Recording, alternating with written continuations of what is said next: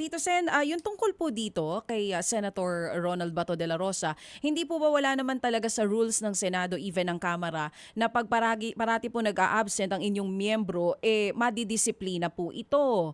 Pero kasi nagagalit na po yung taong bayan na sumusweldo pero hindi pumapasok. Ano pong plano nyo dyan sa Senado?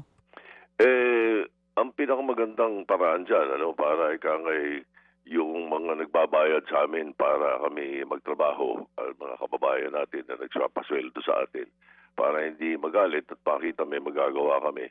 Ang pinakamagandang paraan namin dyan na nakikita ko is may mag-file sa Committee on Ethics. Kasi kung wala yun, wala talaga sa rules ng Senado yun, na kapag hindi pumapasok. Sa House yata meron Hindi ko, I'm Wala not po. sure. Wala, Tito Sen. Wala din, Wala rin po. Oo nga pala, galing ka doon Wala din Oo. Klarong-klaro po yan. Wala Ayun po. nga pala, dahil may mga congressman na hindi pumapasok. Wala Yes. ko. Opo. Meron pong kahit na minsan din nagpakita doon, kumukubra lang po ng sweldo tsaka allowance, no? Oo Pero nga, oo. yes.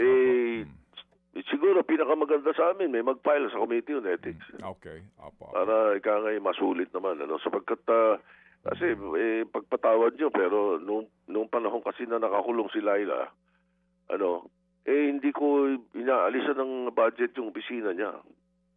Dahil nagtatrabaho pa rin naman yung empleyado niya at saka yung mga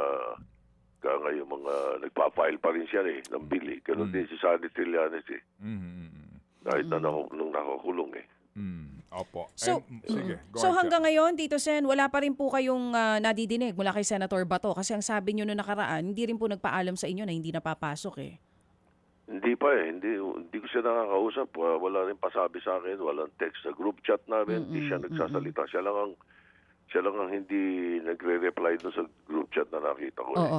Pero napag-uusapan niyo po ba sa group chat? Kasi sabi niyo dapat merong mag-file sa Ethics Committee tungkol dito sa sitwasyon ni Senator Bato. Meron po kaya? Sino magpa-file po niyan? Bakit hindi ikaw mag-file? No, yun lang. Hindi, Oo. pwede citizen Pwede. Pwede kahit sino, no? Kahit hindi miyembro ng Senado. Ibig sabihin, kasi siyempre, Oo. hindi mo maasahan yung minority na mag-file. Correct. Opo, Oo. opo. Diba? Sa amin naman, medyo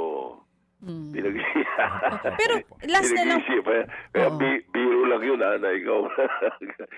Ibig sabihin, baka may mga kababayan tayo gusto din mag-file sila. Mga kapatid, brothers and sisters, saan ka pa? Dito na tayo sa totoo.